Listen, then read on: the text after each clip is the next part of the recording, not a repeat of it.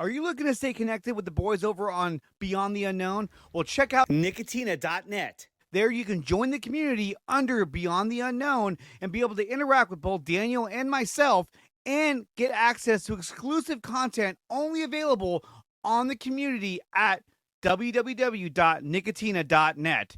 Join the community and be a part of the Beyond the Unknown team today.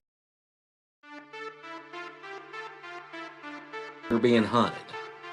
Okay, this is us being hunted. We are the prey. And she said, "No, I'm not leaving you like this." I said, "No, you need to walk ahead." She said, "What if something happens?" I said, and she said, "What are you going to do?" I said, "If something happens, I've got one in the chamber, 10 in the clip. I will take one with me when I go. When the cops get here, when the ambulances get here, there'll be me and whatever this thing is." Guys, this is Beyond the Unknown. Okay, we're live. We're ready when you are. Hey, guys, good to be here. All of a sudden, I catch something black in my peripheral. What happened next? And then it stands directly up. And by that, I mean on two legs. And he said that once he did that, he could not see him anymore. That's incredible. What I saw looked like a cross between an animal and a human. It really just kind of shakes it to the core. Solid black, and it looks to be like it's on. They saw something that didn't look like human. That sounds terrifying. Mike, tell me about it, man. So, dude, thank you for coming on here. I appreciate you making time to talk to us about your encounter and some of the things that you've been kind of venturing into. You said you've been a researcher now for 22 years. Can you talk to me a little bit about that? Yeah, 22 years ago, I had my first encounter with a Bigfoot. It happened on a riverbank here in Kentucky. I went fishing one day, and it rolled off a hill in front of me into a river. So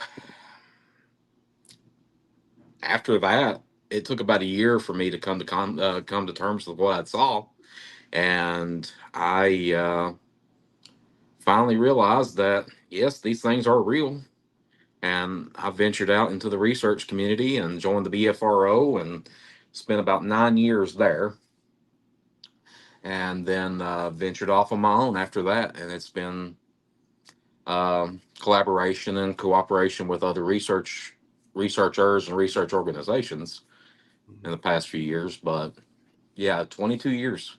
It's hard to think about that once you put it in perspective. It is, man. I can't imagine 22 years. I mean, so much has happened in 22 years, but you've been, obviously pounding the pavement trying to find evidence of Bigfoot. But you said that, you even said yourself that you had 3 major encounters, and you think all 3 of them were definitely a Bigfoot. Yeah, definitely. The first one happened in October of 2002. The second one was it took 13 years for it to happen again. It was in 2015. Where another researcher and myself encountered 2 creatures at the same time in a what would become a research area for about 6 years. We encountered 2 creatures there. Then, back in 2018, we got surrounded by the 6 of them. Is what we think there were 6 of them. I'll say this. So we've talked a little bit between each other about that incident, and I heard 6 distinctive movements around us at the same time. So I'm going to say there were at least 6. Could have been more. Could have been less, and we were just hearing projected sounds. Travel Channel, I think they said that there was 2. We were being stalked by 2. There were definitely more than 2. It felt like there was more than 2. Even watching the episode, I felt like there was more than 2 there, just based on your testimony alone. Yeah, and when they showed the video footage, that was the first, and that was the first 9 minutes of the night that recorded. We lost the rest of the footage. It was 40 some minutes of footage that we lost. Wow. And I can't explain that. So during the first few minutes, there were definitely two creatures around us. after that, they got all around us. And that's when Kenny started freaking out. And I had a hard time calming Kenny down that night. And to this day, to the best of my knowledge, Kenny doesn't go out in the woods anymore. That That one was it. incident, That was yeah, that it. one incident caused him to never want to do this stuff. So, me, on the other hand, I'm stupid and crazy, so I go out every chance I get. Let's get back out there. Let's get back Yeah. out there. The episode was intense. I'll tell you that. I told Daniel, I was like, dude, you got to watch this episode. It's super intense, and I thought it was so intriguing, just the story alone. But before we get into the details of that story, let's start from the beginning. Now, you said that back in 2002, I think that's when you were fishing, and then you said you saw one roll down the hill into the water. Can you talk to us a little bit about that story? Yeah, so I was 16 years old, and I'd skipped school, went fishing on a riverbank there in Harlan, Kentucky. It's far southeast Kentucky, and that's where I'm originally from. I live in central Kentucky now, but the incident took place there in far southeast Kentucky, along a river that connects to the Cumberland River. It's Martin's Fork of the Cumberland River, and early that morning it was beautiful. It wasn't cold. It was nice outside. Mm-hmm. And that morning I kept on hearing something move around on the ridge across the river from me. And when I don't know if this thing took a wrong step, it tripped, it slipped, it done something, but it came tumbling down this mountain. And when I first saw it, it was a big ball of fur. And common sense says, okay, that's a bear. And when it stood up, I think I subconsciously knew it wasn't a bear. But I was still trying to rationalize the situation that was going on. And we're about 50 feet from each other. So it stands up and it wipes its eyes out and it makes its way across the river and grabs this branch and pulls itself up on the bank. And it's standing there just, kind of shaking the water off like a dog would. And this whole time I'm standing here watching this thing, and it hadn't noticed me yet. And it started to turn and walk up the hill, and it stopped. And I let out a sigh when it started walking. It stopped and it turned and looked over its shoulder at me, and then it squared up with me. And it stood there and looked at me, and I looked at it, and it was almost like this thing was embarrassed that it had made this mistake and fallen into a river in front of a human. And it let out these 3 or 4 loud guttural screams. And I ran to the car. I knew this thing was behind me. I knew it jumped the river. It was going to grab me. It was going to take me up into the woods. It wasn't behind me. It was nowhere near me. It made its way back on up on the hill. And I got in my car and I left. I had full intentions of telling my dad when I got home, this is what I saw. Can you tell me more about it? And when I got to the house, I couldn't tell him. I couldn't look him in the eyes and tell him. And I had a fear that he would say that I was crazy or I was seeing things, or worse, that I was lying to him. So I kept it to myself. About a year or so passes. And him and I are watching Unsolved Mysteries. And, this show chronicled missing people and murders unsolved, stuff like that. I think every now and then it would cover something weird, like the Travis Walton incident with the abduction. Mm-hmm. Then that night it was covering Bigfoot, Sasquatch. And I was reading a magazine or something. I was sitting on the couch, half paying attention. And I look up about the same time they're showing the Patterson Gimlin footage. And when Patty turns her head and looks over at Roger and Bob, that's when things started to really click. And my dad said that I turned like 3 different shades of white. All the color drained out of my face. And he said, son, you all right? And I said, no, Dad, I got to tell you something. He said, okay, well, you need to tell me. So I sat down and told him.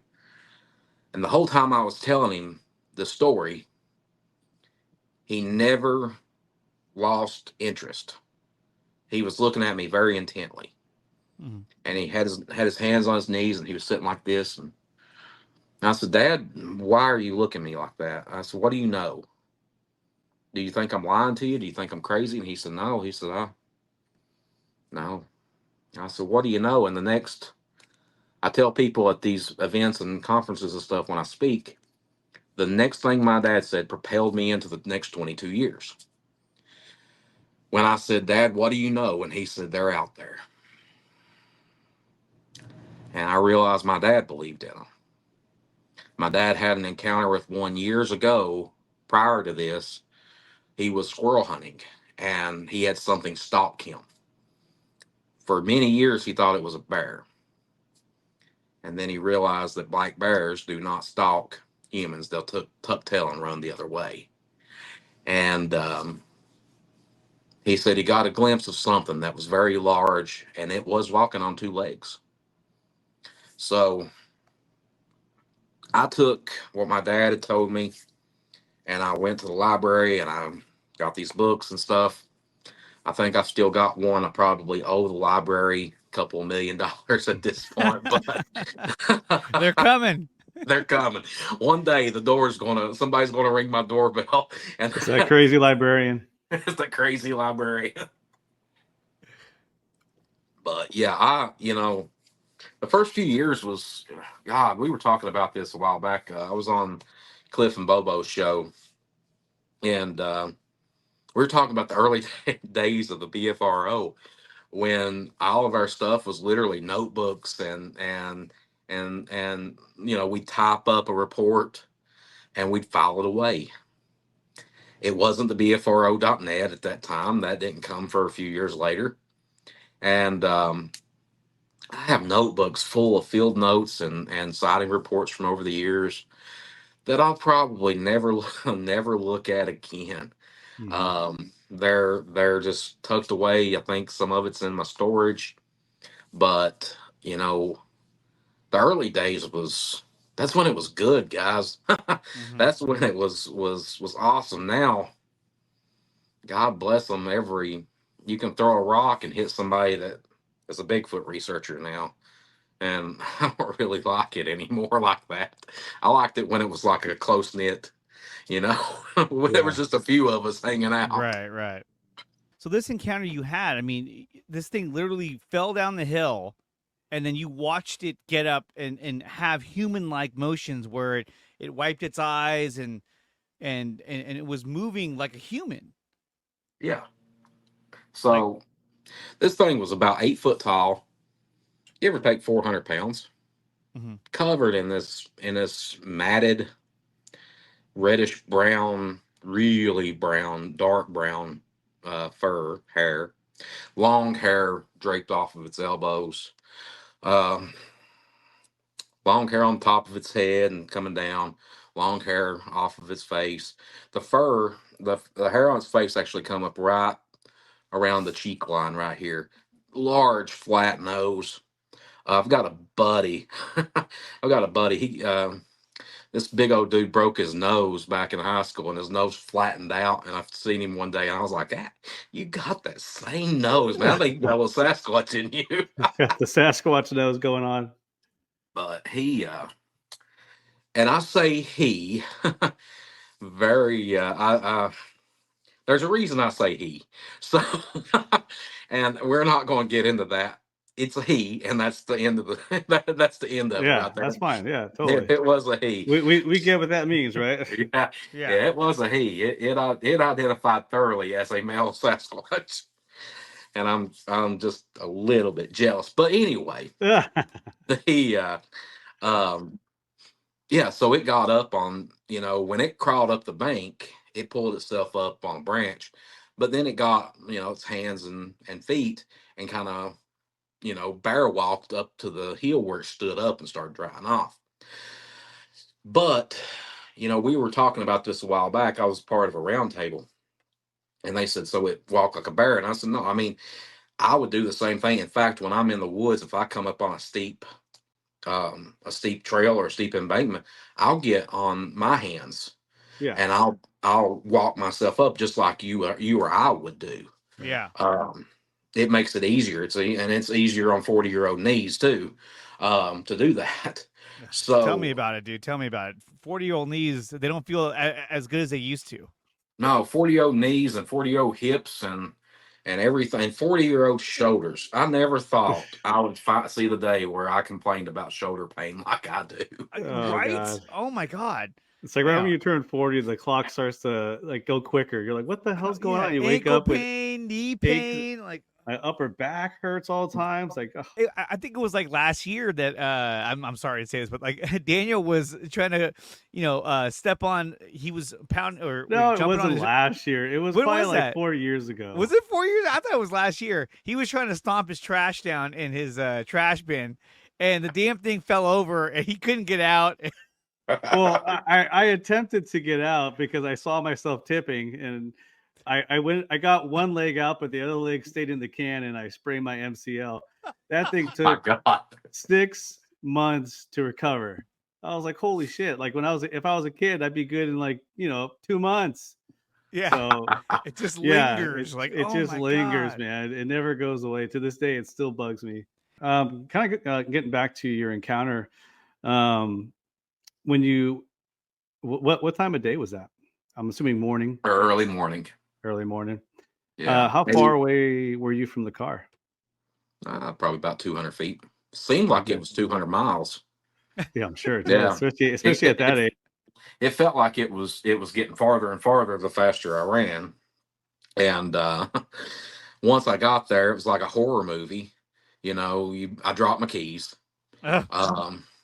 And I had a 1993 Honda Civic, and it had 2 keys. So I dropped the key. I stuck the ignition key in first. It didn't work, and if the thing would have jumped the river and ran after me, it would have caught me. I mean, I would have never. I was screwed no matter what I was going to do. But You're once I like, got I in the car, fell too. Like, yeah. So once I get in the car, I lock the doors like that's going to do anything. yeah. It's going to rip the doors off. So I'm looking around frantically, no gun, no nothing like that. And I finally start to calm down, and I said, okay, let's calm down, Mike. I'm talking to myself, and I'm like, all right, let's think about what we just saw, think about the situation at hand. And I roll down the window to get a little air, and this thing lets out this scream up on the ridge. And I rolled the window back up. I sat there and I was like, oh, naughty. This ain't happening. That's what you're thinking in your head. And I think most people I've talked to in this situation or a similar situation says the same thing.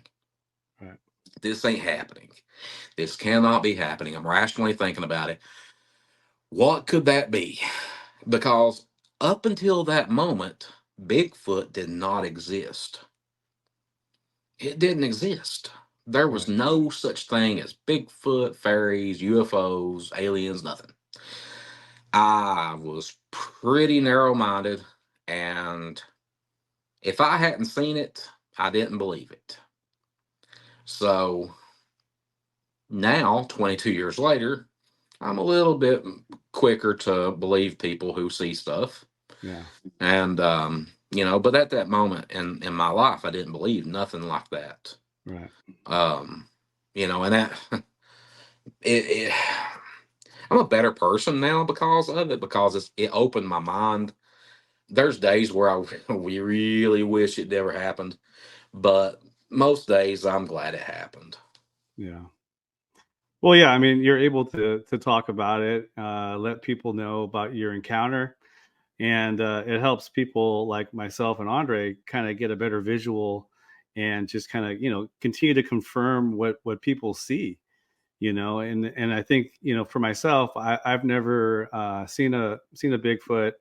I can't say I've ever experienced anything close to like a Bigfoot. So, listening to and talking to people is my best way to get that encounter, essentially.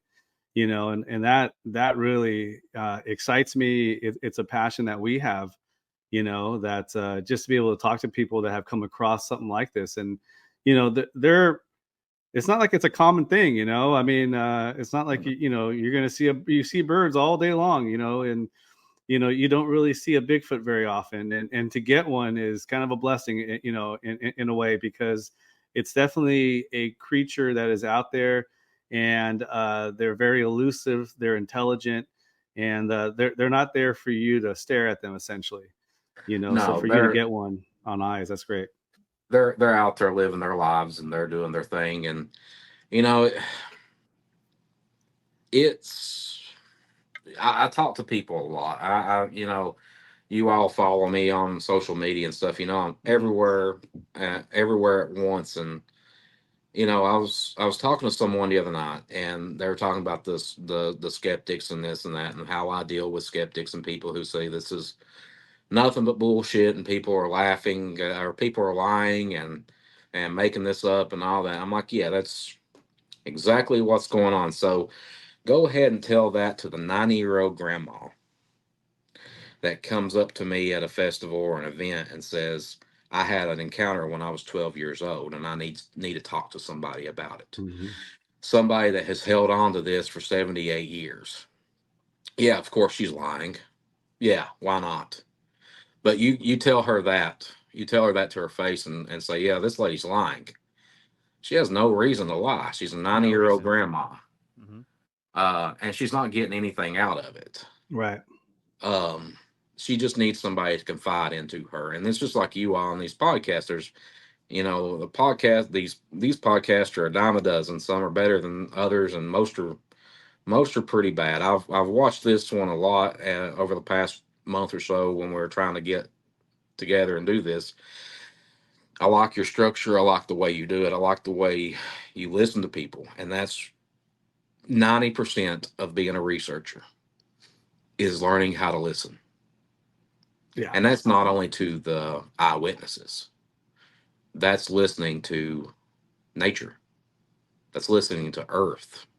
I want to sound a little hippie, but the Earth will talk to you. Yeah, I'm with that, Mike. And I've talked about it on other podcasts that we've had. There's an element of nature that a lot of people have lost. Where you go out in the woods, and if you're not accustomed to being out there, you're not going to pick up on things that maybe someone like yourself, who's out there more often, can pick up on. So there's definitely an element to that, for sure. Yeah, definitely. You get the people that come to you now. I get these people, and they say, man, I've hunted for 50 some years, and I ain't never seen Bigfoot. Okay, that's cool. Where do you hunt at? Well, I hunt on my land. Okay, how much land do you own? I own 50 acres. Okay, so there's no Bigfoot within that 50 acres.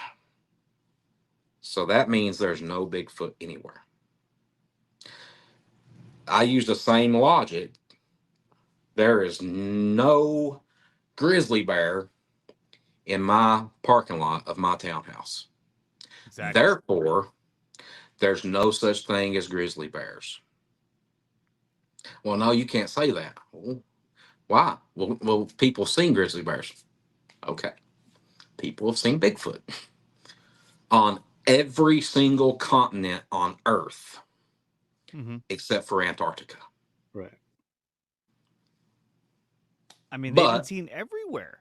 Yeah, they're out there. Yeah, there's different Alaska, species. Canada, all throughout the U.S., Pacific Northwest, especially Australia, China, in Russia. There's so many places that this creature has been seen.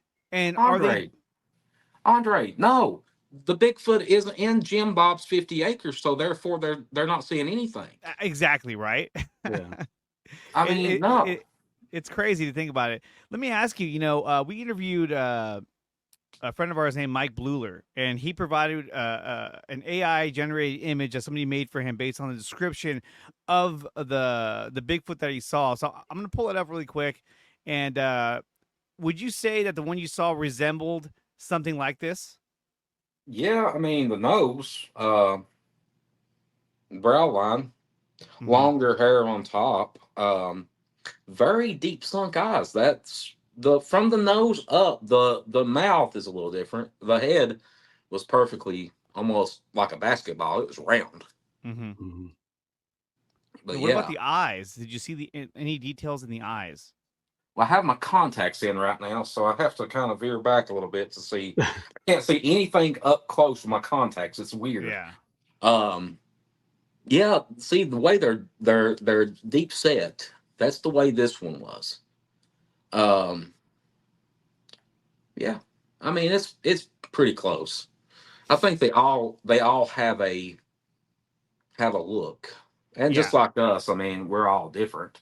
Exactly. I think when it comes to all the Sasquatch, that just like humans, they differ in just little variations, just like human beings do. Where some of them have that dark kind of black hair, some have brown hair, some have a reddish brown hair, and then we've even heard that some are white. That they have a white hair. Um. I have a theory, if you care to entertain it, Oh, about it's the color variations, yeah. and it has to do with the demographics where they're at.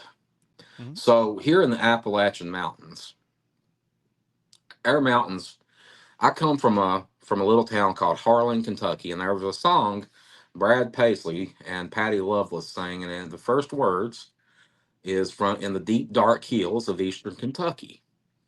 And this the Appalachian Mountain Range is a very dark mountain range. That's it's very very shadowy. It's very Mhm. shaded. The soil is a very dark color.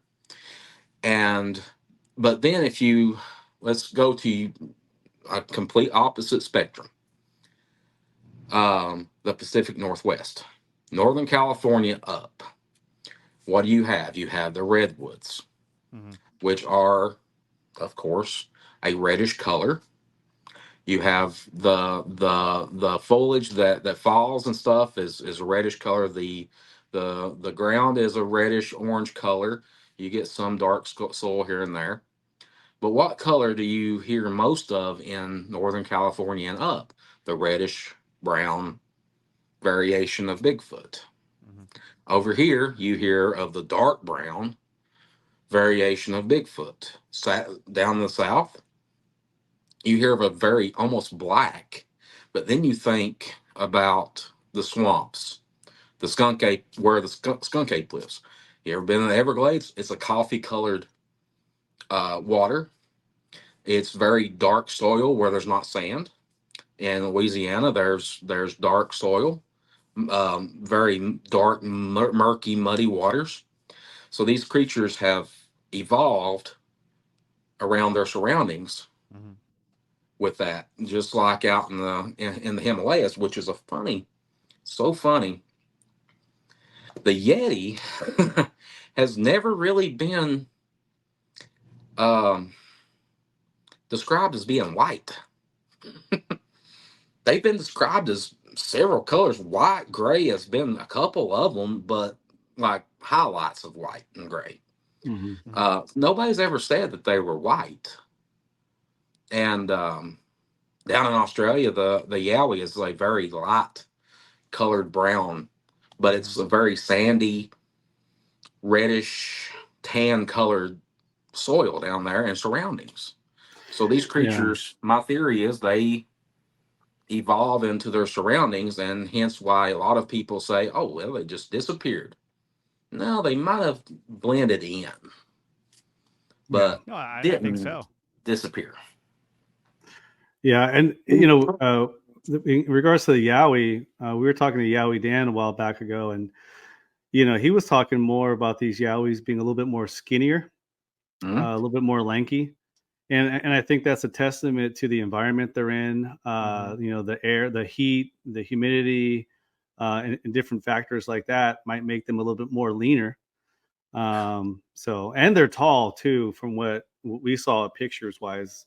They can get, was it like 11 feet tall, Andre? Yeah, they Yeah, can get real tall. It's like holy cow. yeah, they're. I think one of the reports I heard from out that way was around the 13 to 14 foot mark. Yeah, they're huge. There, and here I don't discount anybody anybody when they tell me how big they think this thing was, but we get them about 9 to 10 foot here. That's the very, very big ones. Mm-hmm. For the most part, they're anywhere from 3 foot to 8 foot.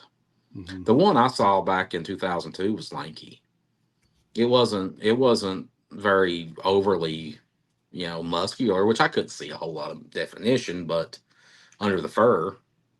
But it was lanky compared to, say, the Paul Freeman one or the or Patty. The Paul Freeman one. I believe that thing had found a little Debbie truck somewhere. It was a chunky Bigfoot. The Paul Freeman Bigfoot was. It was a chunky one. But out here I mean, you hear of people saying, "Oh, well, it was 12, 14 foot tall." Was it? How far were you away, pal? Yeah, right. And Yeah. Right. you go and do a recreation, and then I stand just shy of, I'm 5'9". I'm not a very tall person, but I've got a 7 foot reach. Mm-hmm. So I've got these long orangutan arms, and I swear I can scratch my knees standing straight up. So, but I've got a 7 foot reach. It's right there, 6'11" to 7 foot. And I'll put my hand up, and they'll say, "Well, it was just a little bit under your wrist." Okay, that's more like it. It was right there at six Yeah. foot nine, something like that. Right. So, I take that with a grain of salt when they're telling me the sizes and all that stuff. But And it's hard because when you're looking at something that you're not expected to see, mm, your perception of distance and how tall it is, you could be off. You could really be off by just seeing it from a distance. So yeah, you're right. I mean, going over there and actually standing there is probably the best measurement to kind of rekindle that memory a little bit. well, So I got sent, and if I can remember, in fact, let me write this down so I can remember. Send it to you all. Send picture to Andre. I got a picture a while. It's been a few weeks ago from this cat, and you were talking about AI a minute ago. I love. Everybody wants to talk about, and I'll get into this here in a minute, but I'll say this: I love AI. I love it. I want the world to be run by AI. I don't care if the Terminators come and get me.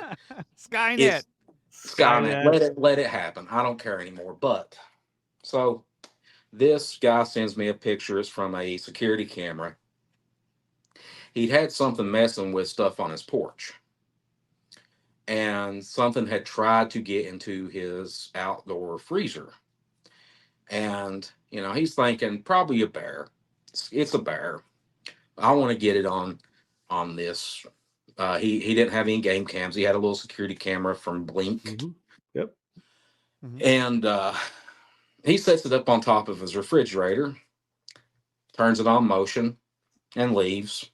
Comes back. His phone gives him a notification something had tripped the motion detector, and he pulls up the camera, and in the far left corner of the picture, there is something standing there. And he sent it to me, and he said, "What do you think?" And I said, "Well, I mean, you got to give me more than that. You tell me that it's on your refrigerator. Okay, is it a normal refrigerator? My refrigerator over there is somewhere around, uh, I guess it's about 6 foot tall, give or take. It's just a little bit over my head. My mom and dad have an upright freezer that's like 8 foot tall. So, or is it one of these little dorm room refrigerators, hotel refrigerator? Right. Because then everything has something to do with everything. So you got to give me some details. So he tells me that his refrigerator is around 6 foot tall, and I said, "Well, how tall are the beams on your porch?" And he said they're 10 foot tall. But I had a buddy look at the picture too, and he goes, "You know how we can figure this out, right?" And I said, "How's that?" Look at the soffits on the roof, on the ceiling of the porch. Okay.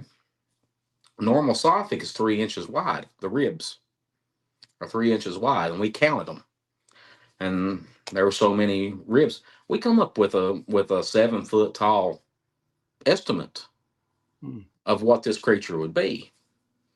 So I have this AI program on my phone, and I use it to make my logos and things like that. And Right. we do this T-shirt thing, and it's so cool not to pay.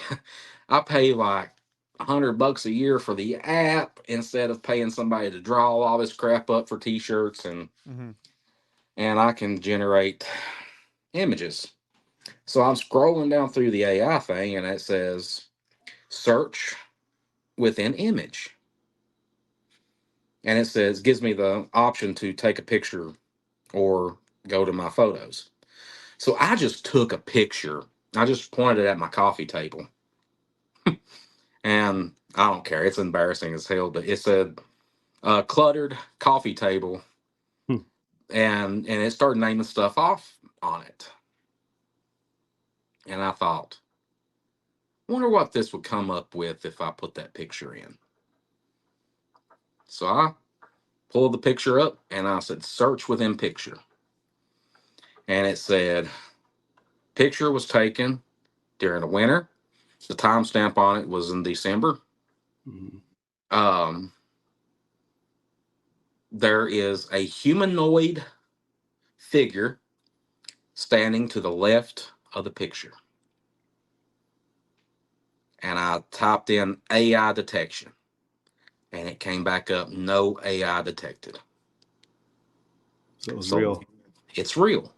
So now the guys want me to come down, and he's got horses and everything, and I'm all about some animals. And I told him it would be cooler weather because honestly, right now is my time to kind of collect some stuff. I go and do these festivals and these events. I've got like 20 more events scheduled for the year, and I'm done in the end of October.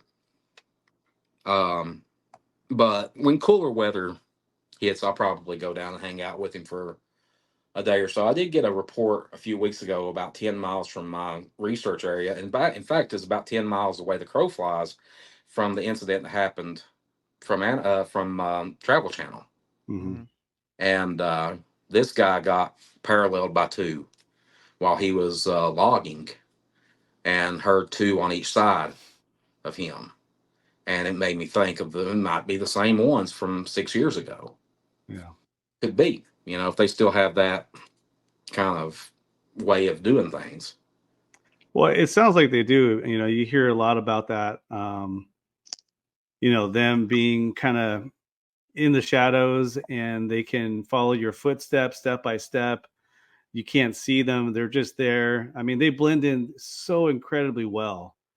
Their fur and what they're able to do is really incredible. They have like a natural instinct to just stay away for the most part, but in a way where you just can't see them, but you can hear them. So it's wild. I had this lady, older lady. I think she's passed away now, but she told me one time that when she was a little girl, her and her dad was walking this trail to a creek. They were gathering water, and they didn't have any running water, so they had to go to the creek. And she said her dad walked right past this thing, and when she walked past it, the only way she knew that something was there was it blinked its eyes. Mm. And she said one was standing there watching them, but her dad just walked right past it and never noticed it. She said she screamed and ran to her dad, which was, a few feet ahead of her. And she said when her dad turned around, this thing bolted, just gone. And he pulled his gun, and you're talking about back in the 1940s. Mm-hmm. So, but yeah, I tell people all the time, if you've been in the woods, chances are you've been within arm's reach of one of these creatures and never knew it, because they all don't. The smell that people report, I've smelled something one time in my life that was close to what people have said they smell like, but I wasn't Bigfooting. I was sitting out at a farm pond trying to try, trying to woo a girl, her daddy on the farm, and we had walked out to the farm pond by ourselves, and we were sitting there, and it was dark, the moon was out, and I smelled something, and the smell was moving, and it smelled like a rotted animal that had been rolling in garbage, and it was moving. Like you could smell it, and then you wouldn't smell it, then you'd smell it again. And she was like, "What is that?" And I said, "I don't know, but we need to get the hell out of here. Mission aborted." Yeah. Yeah. Abort the mission. Absolutely, man. So, Mike, you had a second major encounter. Can you tell us a little bit about that?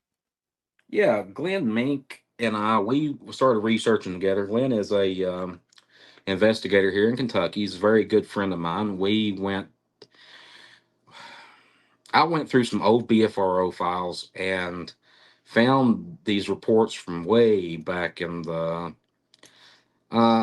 early 80s, late 70s from this area. And I'm like, "Hey, you want to go check this out? It's pretty close to where I live."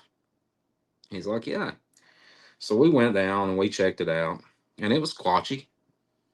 And and I was like, it would be worth it to kind of lay in here and use this as a primary research area. We named it P3 due to the lookouts.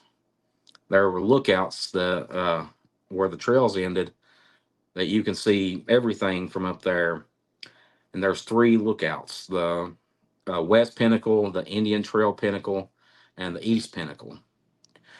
Um, so we were up there, and this was around the 1st of November 2015, and we're getting ready to trek out. Now this is a 9-mile hike.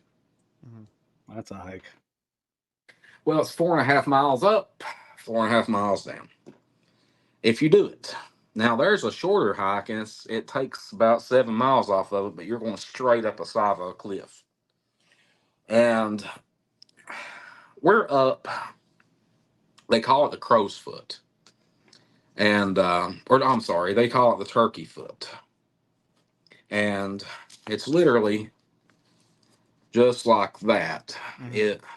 The trails go, one trail goes that way, one trail goes that way, one trail goes that way. If you go straight ahead, you're going straight down the side of a cliff. That's not the best way. Yeah. Just Glenn wants to go toward the east, and I said, okay. After we argued for a minute, I was like, all right, it's getting late, and I wanted to get out of there. So I said, whatever, buddy, let's go. So we walked for probably a quarter of a mile, and we stopped and we were talking, and up ahead of us, there's something like crouched down in the trail. And I'm a very rational thinker. Everything is not Bigfoot, okay? And I said, hey Glenn, be real quiet. But is that a bear? And he looks and he says, yeah, there's a little bear sitting up there. I said, yeah. And all of a sudden, this thing stands up on two legs and bolts out of there. Just flat out runs. It's about 6 foot tall.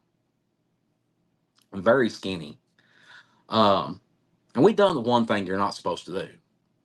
We took off running after it. And we got to where it went off into the leaves and stuff, and seen where it kicked up leaves. So we followed that out through there, and I get my video camera out, and I'm searching, and finally you can't really see nothing on the video. And that's why we've never released it. And I seen something standing there, and it's probably about 15 yards from us. And That's I close. said, Glenn, It's close. That's I said, close. Glenn, I've got it.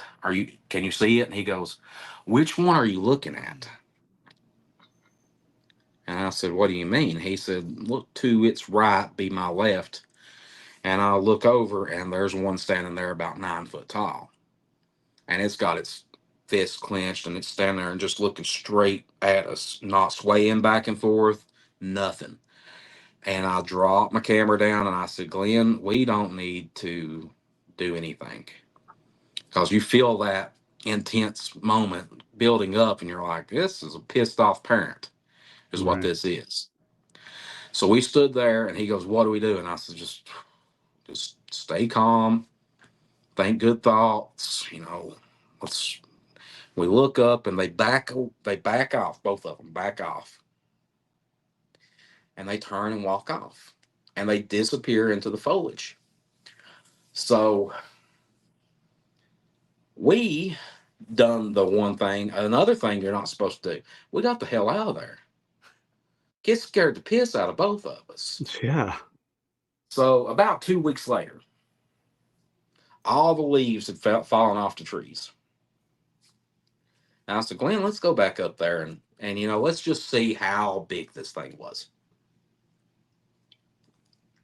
So we get up there and we do a recreation. The whole time I felt something watching us, and he did too. Glenn said, man, I don't feel good about this. I feel like, it might be from 2 weeks ago. We knew they were here, so it's probably, they might not even be anywhere close to us. But in our brains, we're thinking, shit, we are in their home, pretty much. So it got dark, and we're walking out, and we're walking across this flat ridge, and then it goes down a hill, and the trail, you can go out to the east pinnacle and all that. We'd set a trail cam up on the way up, and we're walking along this ridge line, and I look up, and it's pitch black dark. Glenn had his light. I turned my light off because it was starting to, that light I had, it had a little battery light on it, started blinking. Mm-hmm. I said, Glenn, my light's dying, so I'm going to turn it off. That way, I can see with yours. So I look up, and we see this blue headlamp. It's about the size of a baseball or so. I don't know, 100 yards or so away from us. And he said, wonder who that is. And I said, I don't know, man. Nobody comes up here at night but us. But when we get up here, I'd like to find out where they got that light, because, man, it was illuminating the whole forest. In fact, Glenn could have turned his light off, and we could have seen perfectly fine. And we're walking, and we get up toward it. I don't know, 30, 40 yards from it. And it goes from head high, and it raises up into the tree line. And we're looking at it, and it gets real bright. And then it burst. No sound, no nothing. And I said, Glenn, you tell me that you saw that, because if you didn't, I'm having a stroke. And you're going to have to pack my big ass off here. And he goes, dude, what was that? I said, I don't know. So we walk up there. Well, we briskly walked up there. And we're looking around to see if there's anything that burst. Like, could it have been something else? And he's like, man, what was that? And I said, I don't know. And about the time I got that out of my mouth, this rock the size of a football comes flying over top of our heads and hits these trees going down the ridge. And I take off running down the trail the opposite direction. Glenn catches up to me, and he goes, we forgot the trail cam. I said, shit. Good luck. We'll get it tomorrow. I'd be like, yeah, we're leaving, dude. I don't care. $60 on Amazon. We're good. He gets up there, and he goes, we got to go get that trail cam. What if something was on it? And I was like, man, why do you poke me like that? So we had to turn around, and we went right back up the side of that mountain. Oh my God. And we get up there, and realize that the trail cam is in the general vicinity of where the rock originated from. And I lock up, guys. I am not even joking. I locked up tight.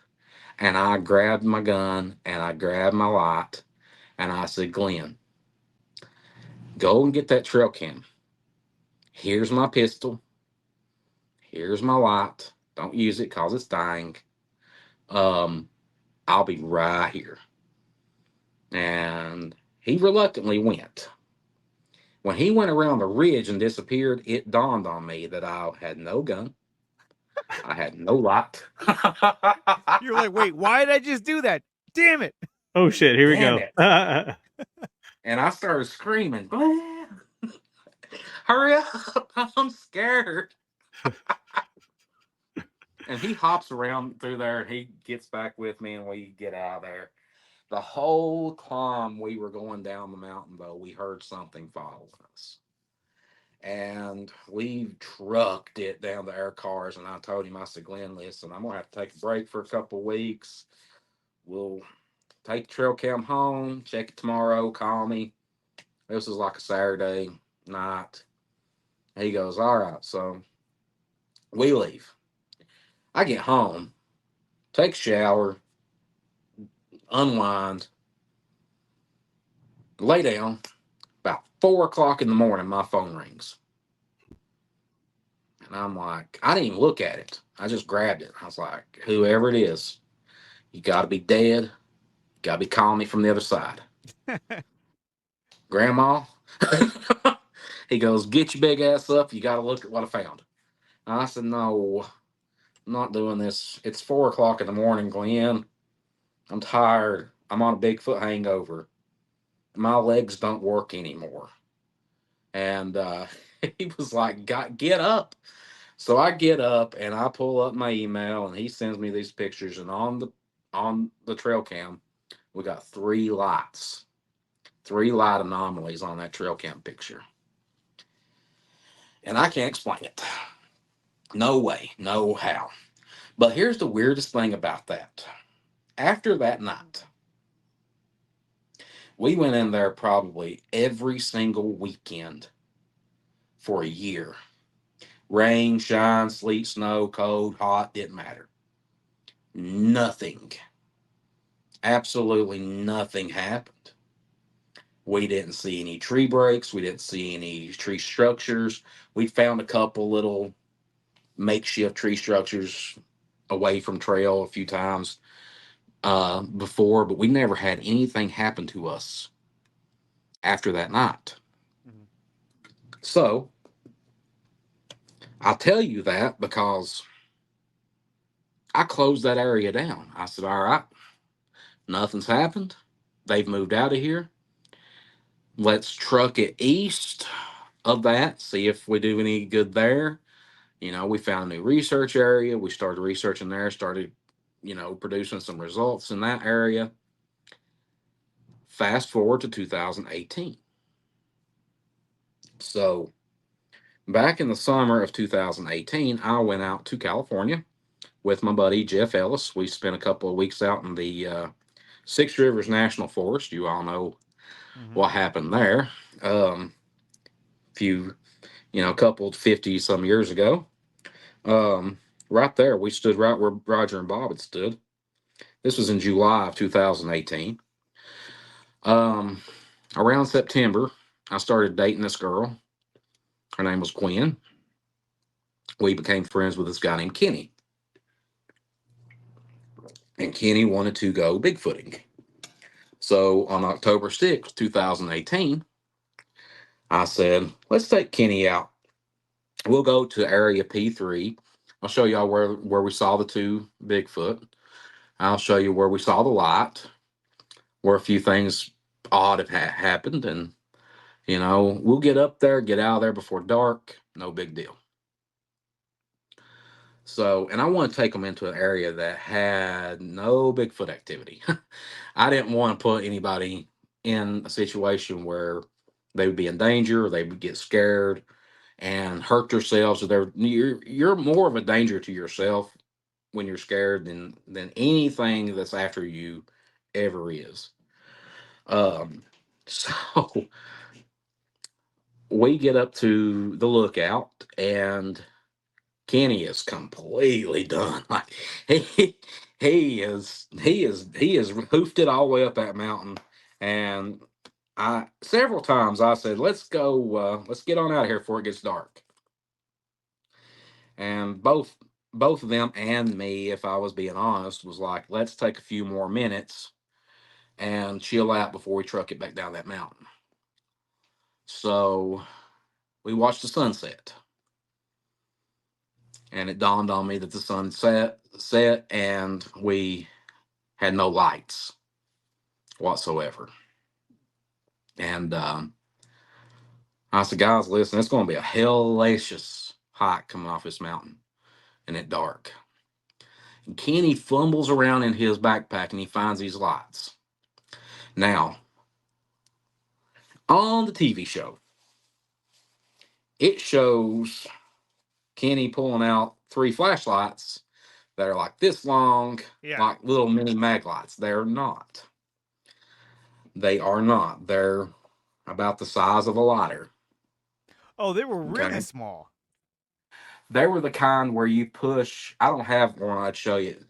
I bought flashlights after this, by the way. They were. They're the kind if you push and hold the button at the end, that's the only way you can see. Like getting to your car in a dark parking lot, yeah, that would work. Them little flashlights you just hold and it activates the battery. Yeah. That's what we were using. And we get to the turkey foot, and I said, guys, listen, it's dark. Not the best way down, but the fastest way down is going straight down the Indian Trail. So let's go down it. And we get to this, it's about 3/4 the way down, and there's this rock formation. And you have to climb off this rock formation. And I said, okay, I'll go down first. Then I'll help you both down. Kenny, headstrong, ready to get out there. So he goes down it by himself, about falls, kills himself. I'm helping Gwen down. Gwen gets down there, and I'm standing there kind of dusting myself off because you have to get on your butt and slide down it. And I hear something up on the ridge. Just very subtle, like a shuffling. I said, huh, there's no way. So we're walking down the trail, and it's pretty steep. And I told Kenny to go in front because Kenny weighs about 300 pounds. He's about 6'5". And he's like, no, I'm slow. And I said, no, Kenny, listen, if you fall behind me, you're going to take me out. I look out for number one, always. I want to see you fall down the mountain. I don't want to get run over by you. Yeah, blindsided. Yeah. So he gets in front. Gwen is in the middle, and they're walking, and I kind of, lag back a little bit, and I'm walking, and I kept on hearing something walk beside of me. And of course, I can't see anything with clicky here. And I do a very, very light and I hear something go, and I look and I said, okay, this is what we got. All right. And I walk and I stop abruptly, and it makes 2 steps and stops. And I said, that's exactly what I thought. When I done that, though, Kenny heard it. He goes, what was that? I said, I don't know what you're talking about. And he said, you're not hearing something beside of us? And I said, no idea. Just go on, man. It's nothing. Just go on. And my way of thinking was, if I alert either one of these people, and they run. You cannot physically run downhill. You will fall and kill yourself. It Right. will be bad. So trying to So keep I'm the going, situation calm as possible. Like, hey, I don't hear anything. Let's just keep going. Like, just stay calm and go. just keep going. So we get on down through there. Now, on the TV show, it shows us, it says it makes it seem like we're 100 miles away from our cars. In reality, when the big situation happened, the incident happened, we were only about 500 yards away from the car. Okay. And we were at the bottom of this trail. And there's this dip. And I said, okay, guys, it's time to be honest with everybody. Let me tell you what's going on. We have had something following us all the way out through here, walking right beside of us.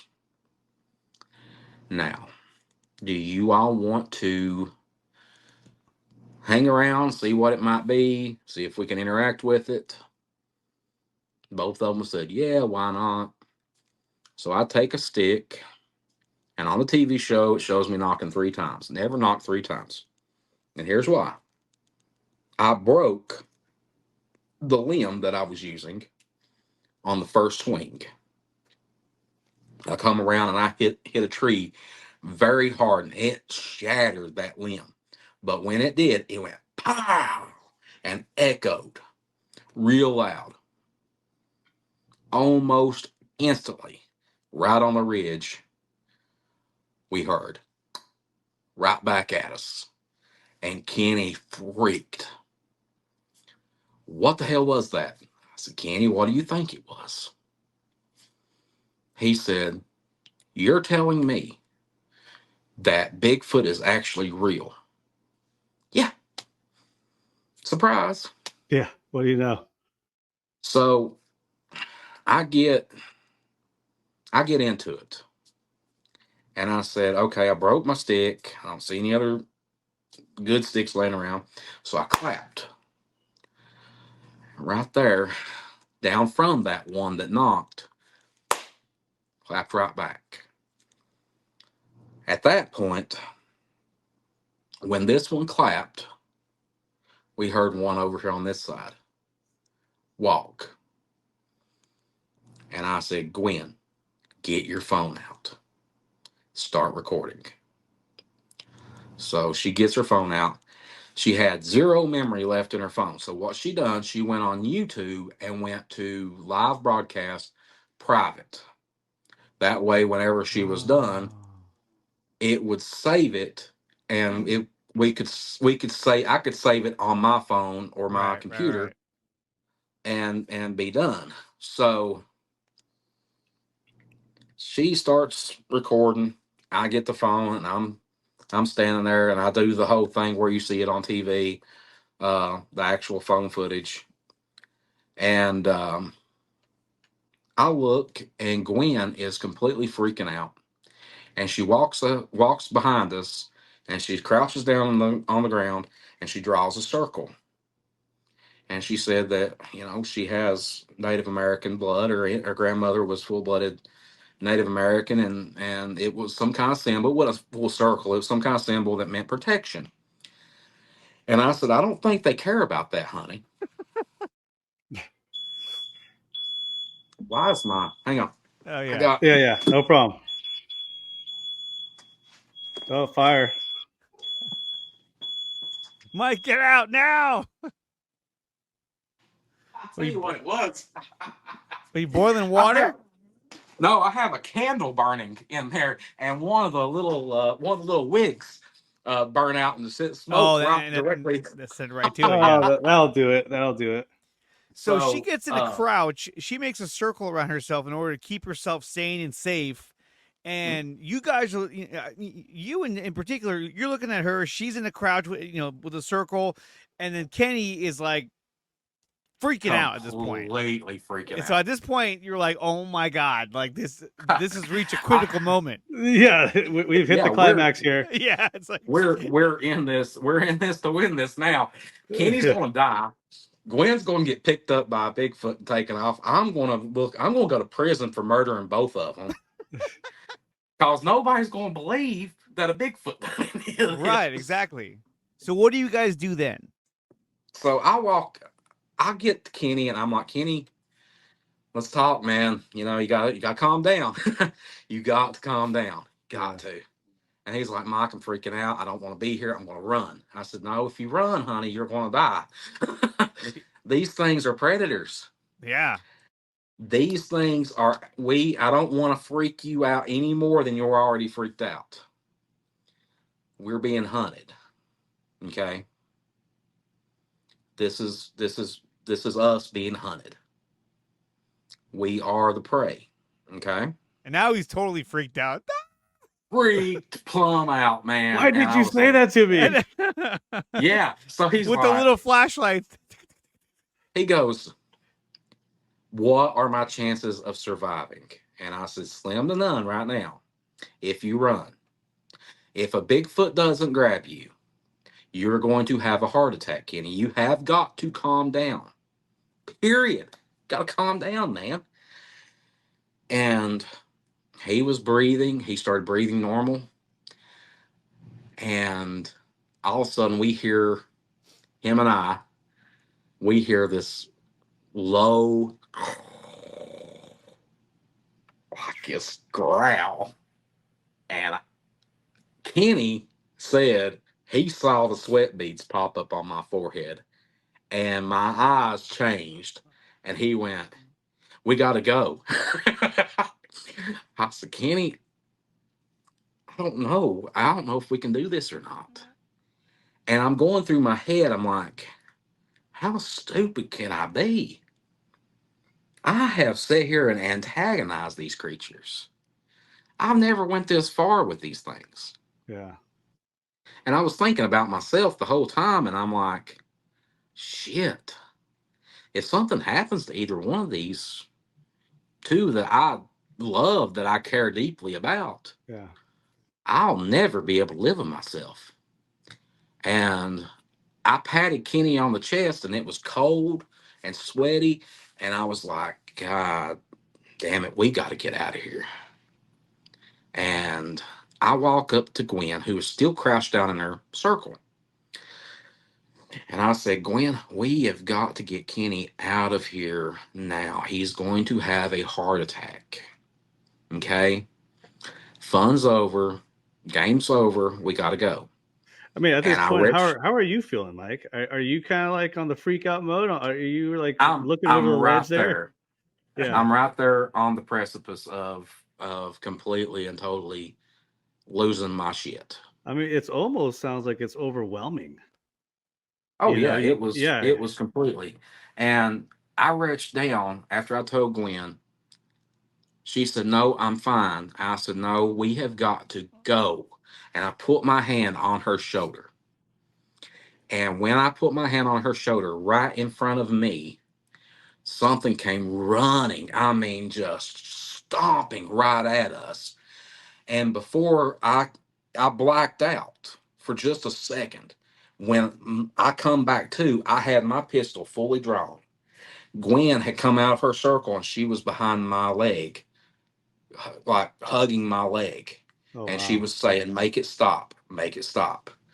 And I was standing there and I said, whatever you are, you have got to stop. We are leaving. I don't want to hurt you. You sure as shit don't want to hurt me. And Gwen got up and I said, go with Kenny. You two walk ahead. And she said, no, I'm not leaving you like this. I said, no, you need to walk ahead. She said, what if something happens? I said, I would rather it happen to me than it happen to either one of you all. Not being, the hero of the story or anything, but I said, I'm okay with this. I'm perfectly fine with this. You all, if something should happen, forget everything I said about running. Run. Yeah. Get to the car, call 911. Do not, whatever you do, say Bigfoot. They won't come. And she said, what are you going to do? I said, if something happens, I've got one in the chamber, 10 in the clip. I will take one with me when I go. When the cops get here, when the ambulances get here, there'll be me and whatever this thing is. And she said, and no argument then, she goes, okay. And she walks up to Kenny and they start walking. They're about, I don't know, 30 feet from me, give or take. And I'm thinking in my head, I'm saying it in my head, I'm going, listen, I don't know if any of this mind speak or any of that is real. I don't know. But if you can hear me, I don't want to die. I don't want to do this. Okay? We let us out of here. I've never tried to hurt you. Don't try to hurt me. You know, I'm trying so hard to project anything I've got in my head.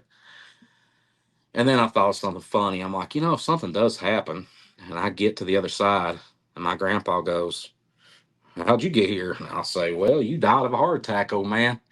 I got ripped apart by a Bigfoot. We're not the same. um, and I thought to myself, just let me see what you are. And I took the flashlight and I looked over my shoulder, and one took one step across the trail. And I just seen the silhouette. I didn't see definition. And I thought, holy shit. All right, brave moment's over. And I briskly walked up to both of them, put my hands on both their backs, and I went, don't run.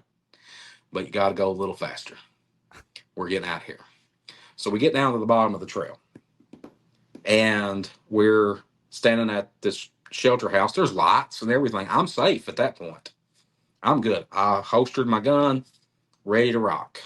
So I said, guys, listen, what do y'all think? What I need to know. I've never talked to anybody besides Glenn Mink about what you're feeling in that moment. Because that's what I want to know how you're feeling now. You just had your first ever Bigfoot encounter. I just had a one of a kind Bigfoot encounter. Never had that happen to me before. So they start talking. And from nowhere, guys, these rocks the size of softballs come flying out of the air and start pelting all around us. And I was like, holy shit. Uh we take off running at that point. We They get weren't down to the done yet, cars. huh? They weren't done. They They weren't were done. like, We wasn't far enough off their area for them. So we get down to the car and we're standing there. Mind you, the YouTube live is still recording. mhm. And I said, huh.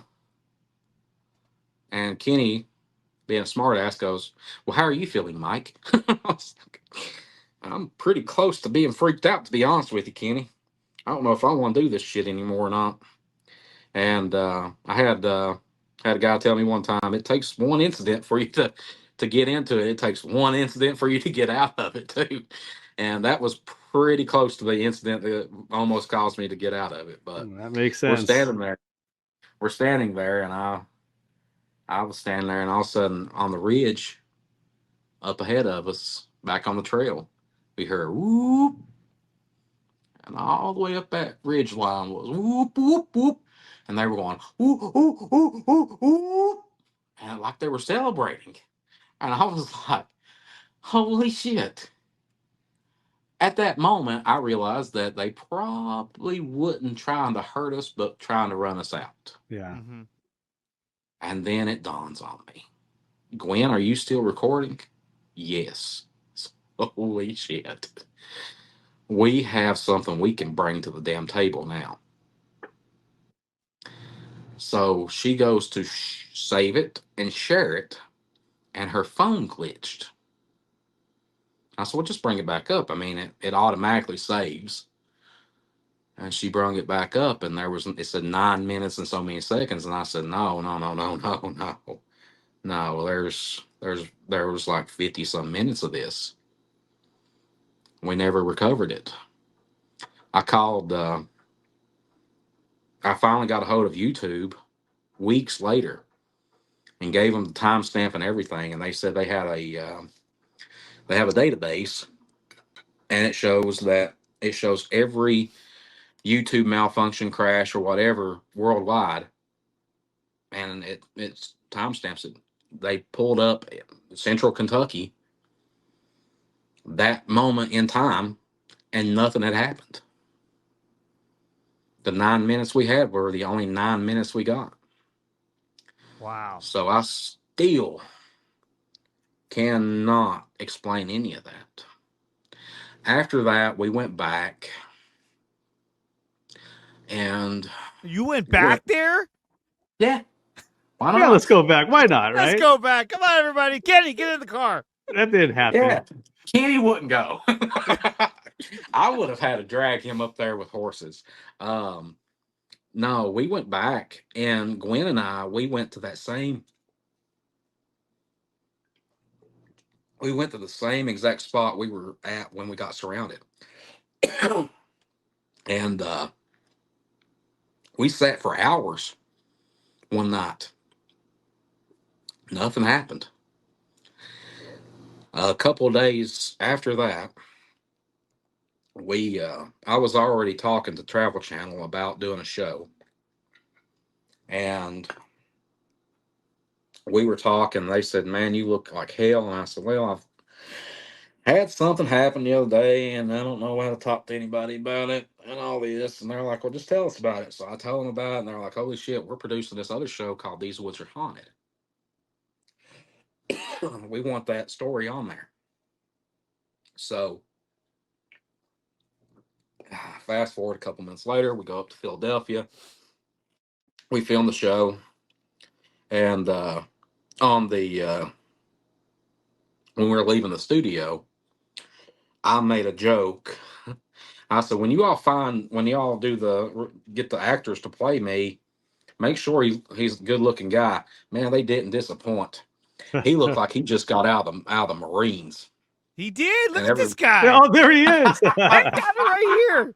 Hey, and what's funny is that the casting they did for you, I mean, this guy looks like he's ready to whoop some ass, like straight action star. And everybody else looks fairly normal. Kenny, they were like, let's make sure we get Kenny to be as accurate as possible. It was funny because when I was watching the episode, I was like, okay, so when it came to Mike, they were like, we're going to get a badass that resembles him and everything. When it came to Kenny, they were like, we want to get someone who looks just like him exactly. And then he was freaked out the whole time in the episode, too. He was like, oh yeah. Oh, yeah. Like I tell people, 90% of that show happened. 10% of it was amped up for TV. But the girl that played Gwen looks really close to her daughter. Oh, really? Oh, really? Yeah. And I was going to say, because, I mean, she was still like, she resembled her a lot, We had such a good time doing that. And, so after that was filmed, we left. Gwen and I broke up. We broke up not long into 2019. And y'all have probably heard of him. His name is Darby Orca. He's a professor out of North Carolina State University. He's doing this DNA study on Bigfoot. Darby is a good friend of mine. We done a documentary together years ago. And he calls me up and he says, Mike, he'd already heard about the incident. The TV show hadn't aired yet. He said, I'm coming through your area, and I would like to go to where this happened at. And I said, okay. So we get to, I get Glenn Mink, and we go up on the area P3 during May of 2019. And we walked out to where we had placed a trail cam at, where we saw the lights. And Glenn and Darby were talking. Nothing was happening. And I said, guys, listen, I'm going to go back to the trail. I'm going to go pee. I'll meet y'all up the trail a little bit. Okay, no problem. So I went down the side of the hill, went over to the trail, and I'm standing there peeing, and Darby hollers at me, and he says, hey, Mike, which way did you come off? And I said, well, just give me a second. And I'm shaking the piss out of an old friend of mine right now. And I said, I'll show you. It's a little steep, but you come off of it pretty easy. And he said, that ain't why I'm asking. I said, well, why? He goes, walk back up here. So I walked back up there. I walked up the same trail of leaves that I've brushed up going up or coming down. And I get up there and I said, what you need? He goes, you didn't go that way. I said, no, I went right the way I just came. I went right down that hill and over to the trail. He said, what do you think about that? And I started seeing impressions about 7 foot apart. And I said, which way did we come up? And we found the way we come up, and we didn't come anywhere near that. And I said, huh. So I found one impression, and I kind of brushed the leaves out of it, and there was a perfect impression of a footprint. Wow. No definition, no nothing like that. And I said, But it Darby, was this there. it was there. It was there. It had And been there. he said, you got plaster? And I said, I've always got plaster. So I have these flags that I place if we find footprints, which is never. I don't give a shit who you are in Bigfoot world. You don't go out every single time and find footprints. You don't. And if you do, you still don't find footprints. So I go out with these flags and I start flagging off every footprint. We found 28 footprints over 200 yards. Wow. So a little over 600 feet. And they split off. There were 2 sets of footprints. They split off. Looked like they were at a run. The largest footprint we found was only about 13 inches long. But still yet, 7 foot stride that was at a run. We think they were running. And they left a perfect impression of their footprint in a rotted log. But when I poured plaster in it, it fell out the bottom of it. So that was useless. But yeah, we cataloged every one of those 28 footprints in on the trackway. And then 2020, not long after the whole trackway find and everything, we got through the fall and everything. I started talking to this production company that works solely with the Travel Channel. And they're like, we want to start this show, let's get this done. So we started filming in January of 2020. And we started hearing, like we'd be in airports and stuff, hey, there's something going down in China. Okay, that's cool. Keep it over there. And we went to Asheville, North Carolina, my favorite place in the world to go. I'll live there one day. We went down there and done a ghost hunt, and I went out I went down from Asheville to Uwharrie and done a Bigfoot hunt and stuff like that for this show. And we wrapped up filming on March the 15th, 2020, same day that the Travel Channel, These Woods Are Haunted, came out. We had a big thing at a bar down there, and, it was great. But I come home on the 18th of March of 2020. My mother calls me on the 21st of March, leaves me a voicemail. I still got it on my phone, telling me that my grandmother she had Alzheimer's for about 8 years, and she had finally made it to the end of her journey. Grandma, she passed away on the 27th of March.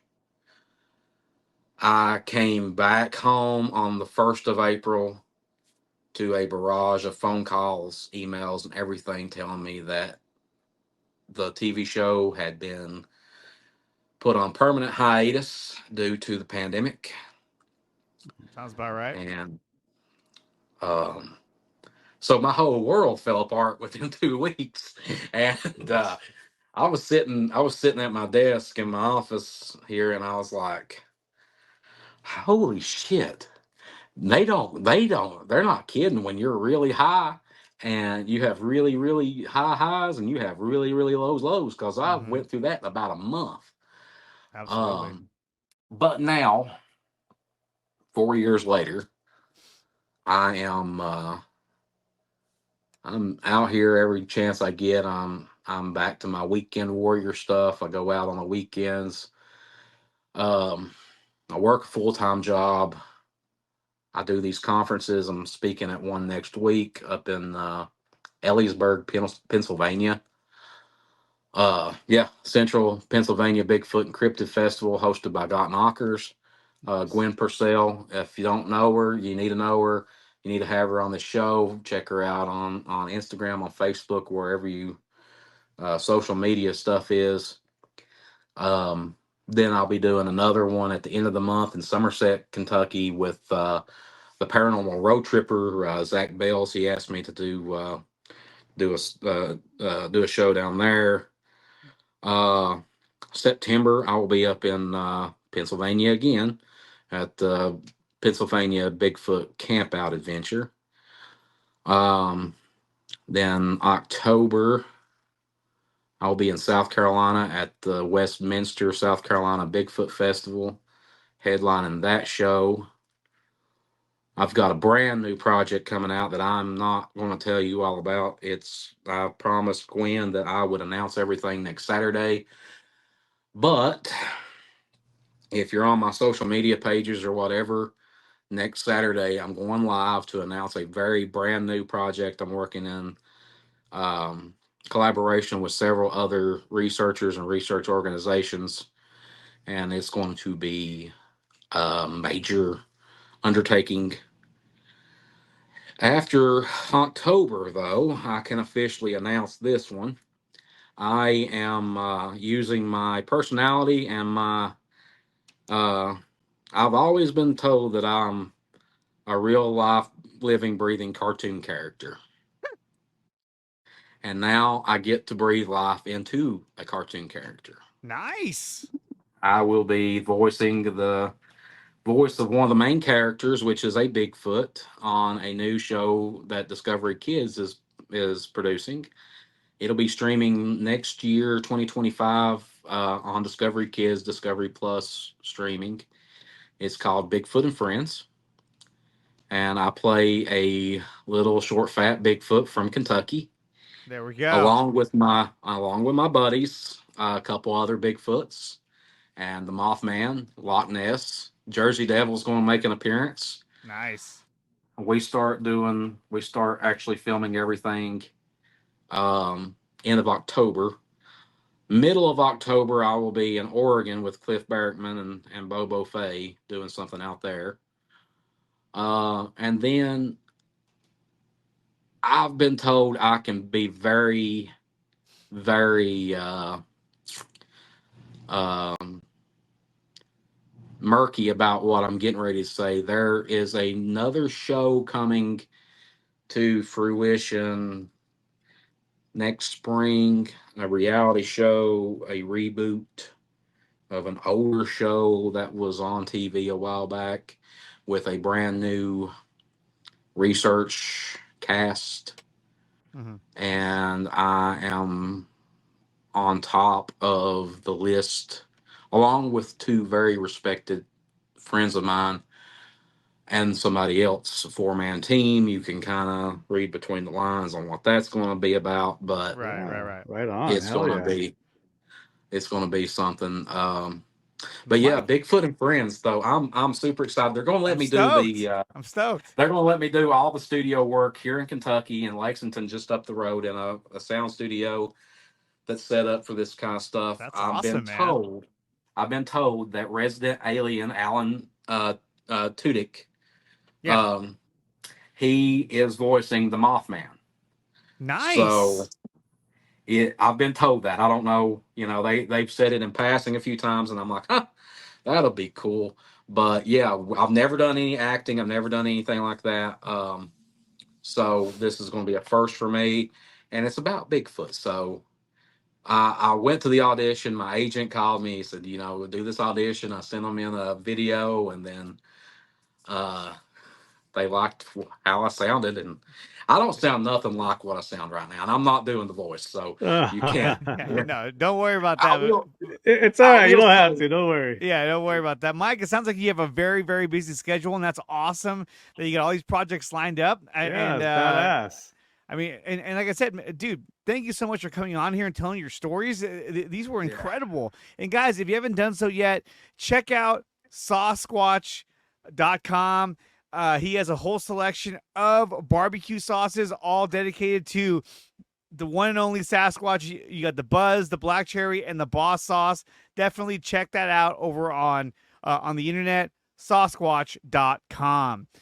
Mike, next week, real quick, next week at the Pennsylvania Bigfoot and Cryptid Festival, 2 new flavors are coming out: the Black Cherry Heat and the Peach Heat. Or blackberry heat. I'm sorry, blackberry heat and peach heat, along with the Boss, and the Black Cherry will be there also. nice, man. And don't miss me on social media next Saturday live. I'm going to be announcing a very new project. All Awesome. right. I heard a lot about trying blackberry barbecue sauce with some heat. So that is cool. I like that. I heard about that. It's awesome. Yeah. Me and my It's buddies awesome. me and my buddies were It's talking awesome. about that recently. Like, oh, I wonder if we could do like a barbecue sauce with blackberry, but spicy. I'm like, I don't know. That sounds kind of wild. But now you're talking about it. You're producing. Yeah, that's good. I've done it with wings a couple months ago. I've been playing with it, and I put it on some wings, and I was like, you know what? I don't need to do anything with this anymore. This is solid. Yeah, nice. There we go. Nice, man. Well, Mike, thank you so much for coming on here. Their story is incredible, and we'll have to do it again, especially after all the projects you got coming up, especially when we're talking about Sasquatch and Friends and all your other endeavors as well. So, Mike, thank you so much, man. I appreciate Thank you, coming Mike. on Appreciate it, man. Thank you all so much. here. All right, you have a good night. You too. If you have a story that you would like to share with us on our podcast, please reach out to us at beyondxunknown@gmail.com. Paranormal, unexplained, UFO, or Bigfoot, reach out to us and share your story. Ready to generate more leads from your website, Google, and your social channels without having to spend money on ads? Our platform provides you with an easy-to-use communication stream that sucks in free leads from your website, Google, Facebook, and Instagram, enabling you to reply and convert them into customers from your computer or from our mobile app. We'll even turn your inbound calls into text message conversations, so you'll never miss another lead again. Once you've converted a satisfied customer, you can shoot them a Google review request with a click of a button, which will explode your positive reviews and increase your position in search engines. The system will also pull new reviews from Google and Facebook right into your conversation stream, where you can read and reply. Jumpstart your business by getting started today.